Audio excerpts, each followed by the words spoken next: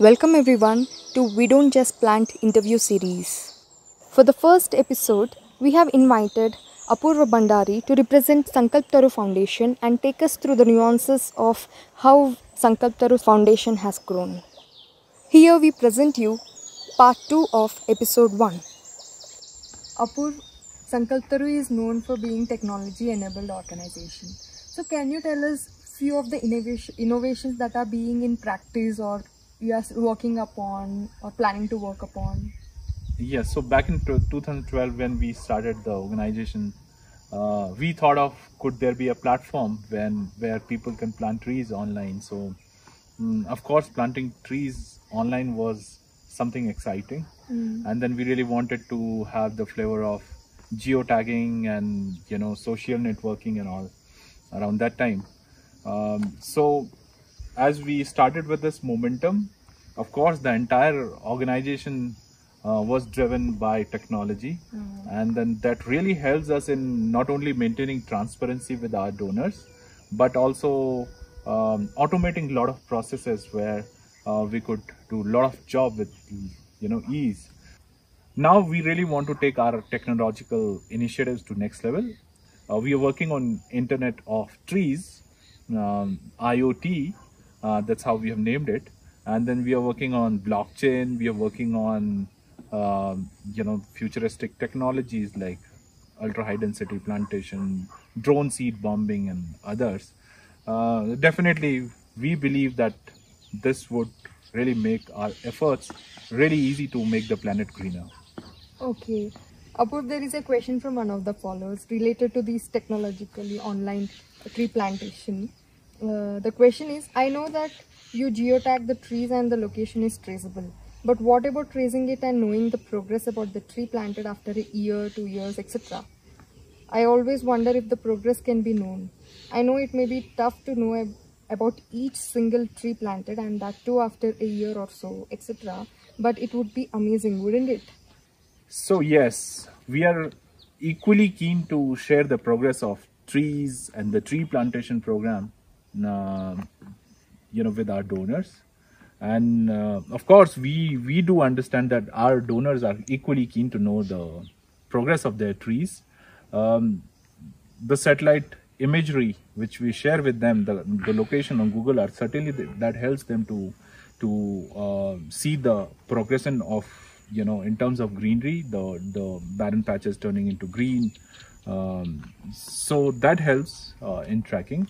As far as and we do share the annual reports with our donor, and currently we are working on something very interesting where the update of each and every tree could be provided to them, and the tech team is really developing that solution.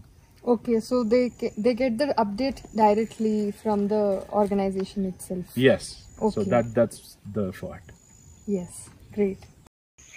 Apu, more than 60% of Indian population depends upon agriculture for livelihood. But lately, more and more people are leaving agriculture because it's no more aiding them basic profit. So, Sankalp Taru has started rural livelihood support program. Yeah. And how do you choose your farmer beneficiary from this huge population that is existing, and how do you promote, keep up the spirit of the farmers you choose? Yeah. So definitely, farming now is something that not the masses really want to pursue. Yeah. Because of urbanization, a lot of youth is moving towards the cities. Yes, there are uncertain weather patterns which are really harming crops as well. So which really make farmers incur huge losses. So we thought of how we should connect farmers with trees and come up with a model where they earn livelihood, and of course on the same hand the environment also gets positively impacted. As far as the farmer selection criteria is concerned, we really look for those farmer beneficiaries who have a good track record of farming. Some of if they have been incurring losses, if they're not been doing farming very scientifically, we help them. We look for the potential among them, and then we choose women beneficiaries who could be benefited from the program, and those farmers who could really nurture trees well are finally selected. And of course, this program has really gained now momentum across 23 states in India where Sankalp Taru operates. Now, we receive a lot of calls from farmers. Earlier, we used to convince them. Now, in fact, a lot of farmers are approaching us to make them part of this program. Apur, how do you measure the success of this program? So, as I said, the Rural Livelihood Support Program has been quite successful. Today, we have more than 25,000 farmer beneficiaries across these 23 states. And, as we speak, 29,400 tons of fruit produced every year is going to the market, which is worth 60 crore rupees. So that's the increase in their livelihood every year. And so not only we are making a huge impact through planting trees on the environment, but then socio-economic impact is also part of it. And certainly in a way we are meeting the nutritional health of India by producing those many fruits which is going to the market. So certainly the impact has been multifold, I would say.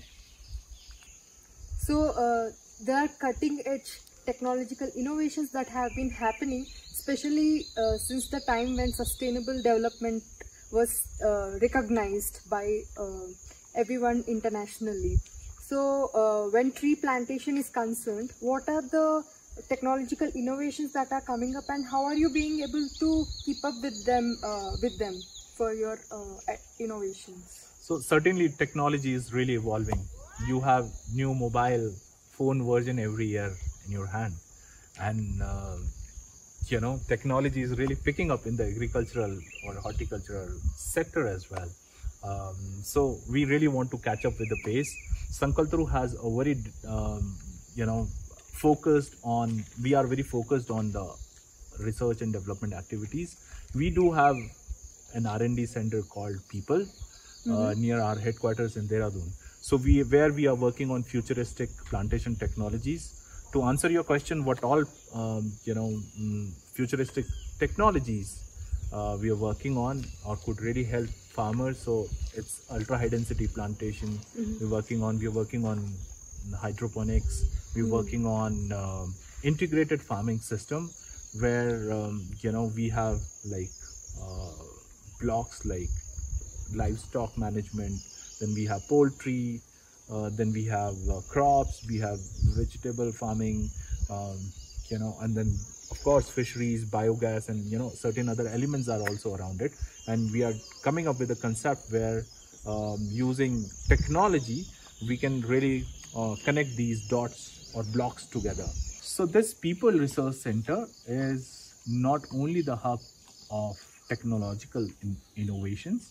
We are all set to impart training to our farmer beneficiaries on these cutting edge innovations.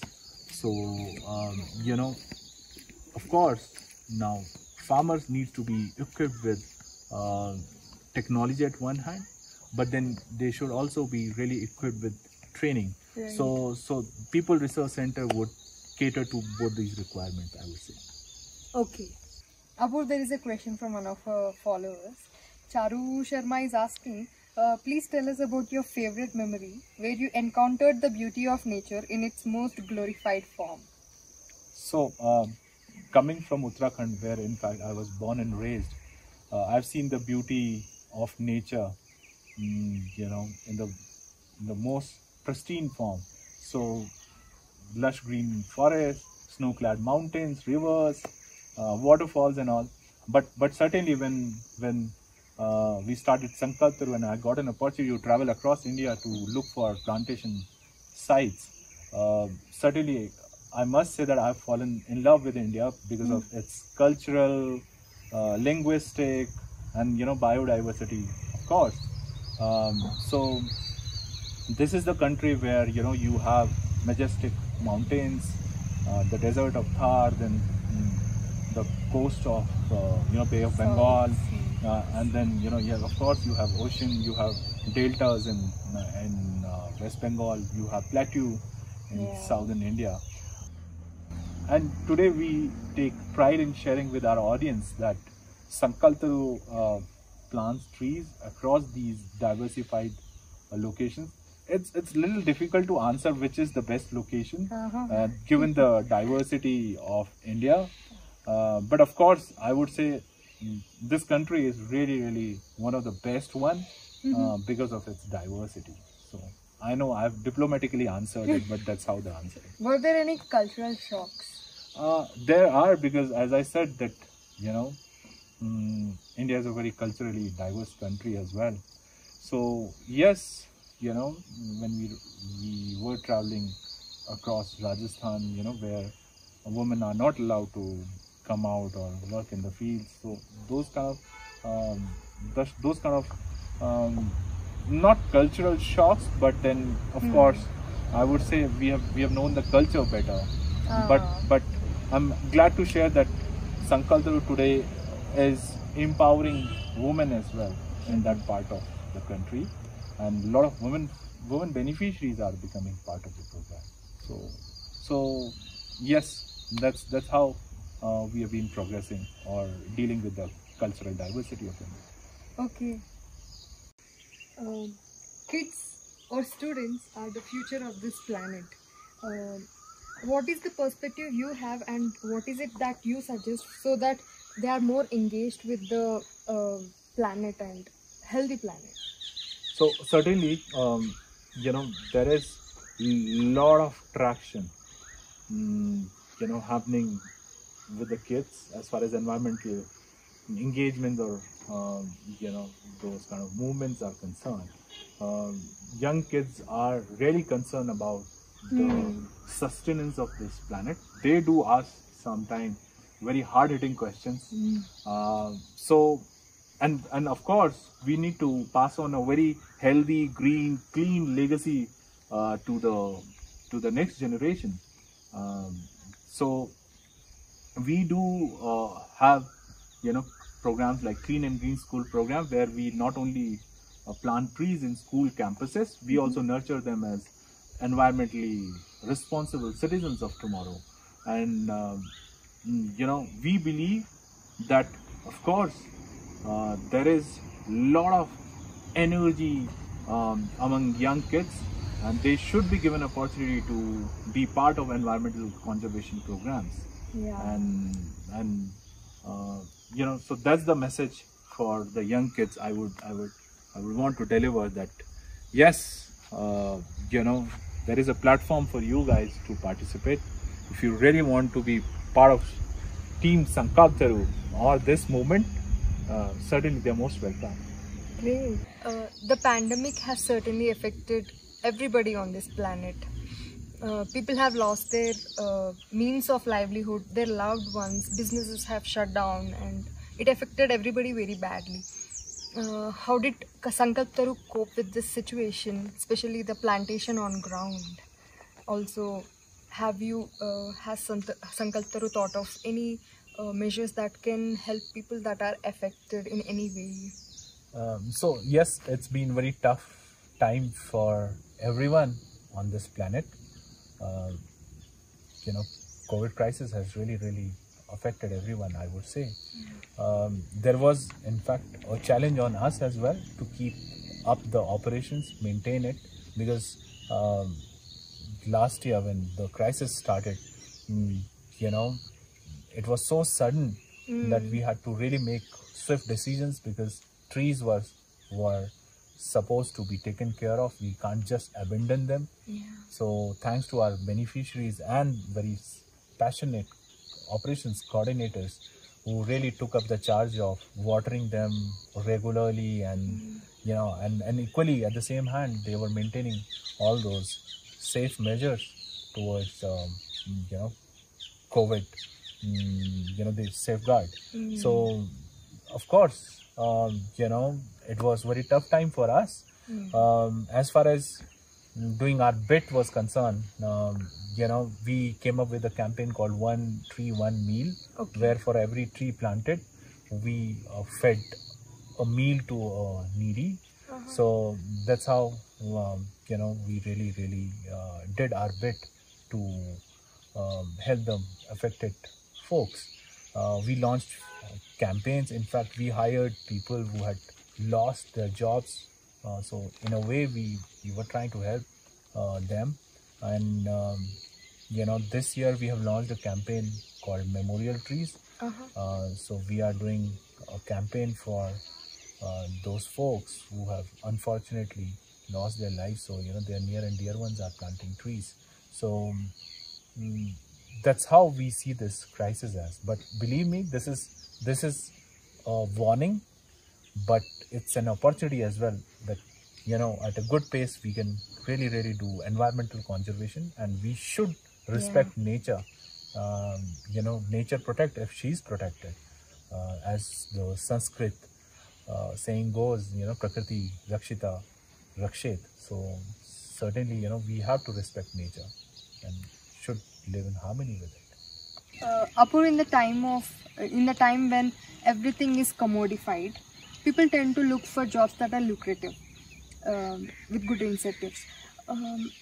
But there are also people who just don't look for monetary benefits, but also something else. Can you give us a view of the life at Sankalp Taru, or how do you attract talent? So, coming to the first part of your question, yes, there are so many kind of jobs available in the market, right? So it depends on the aspiration. We really look for people who have real respect towards the cause. But that's why and how people would really enjoy their stint at Sankalp Taru. So yes, we have been quite fortunate that the entire team shares a common vision of making this planet greener. There are so many folks in the team who have left their lucrative corporate jobs, and some point of time they had realized that they really want to serve nature and the society. And of course, as Sankalp Taru is a people-driven initiative, they joined the team. So that's how we have been attracting talent. Doors are very much open for folks who really care for nature, are very passionate about technology and the cause. And so that way we have been really attracting talent from all parts of the world. And life at Sankalp Taru, I would say, yes, this is a small team but very diversified one. And as I said, we all share this common vision of making the planet greener. We do have fun activities. We have this annual fest which is called Hari Tarang, and everyone waits for this event every year. What does that mean? So Hari Tarang means the theme of this program is where everyone gets together, and Manan Masti Umang, which is like everyone brainstorms, then they have fun, and while they go back, everyone is full of energy. So we do this program every year where everyone from different parts of the country, they fly in and come to a serene, natural place away from hustle and bustle, and then we do brainstorm. We do have a lot of fun activities, team building activities there, which really help in bonding among team members. And we do have upskilling programs, for our team members, so that they know the domain well. And yes, this team Sankalp Taru really offers, or this platform Sankalp Taru really offers team to travel across India, which itself is a great learning, I would say. Amazing. There is a quote by Albert Einstein. It says, anyone who has never made a mistake has never tried anything new. Would you mind sharing few of the mistakes or the failures that Sankalp Taru has faced? So I should be very candid, sharing some of the failures as well, and which have really made us learn.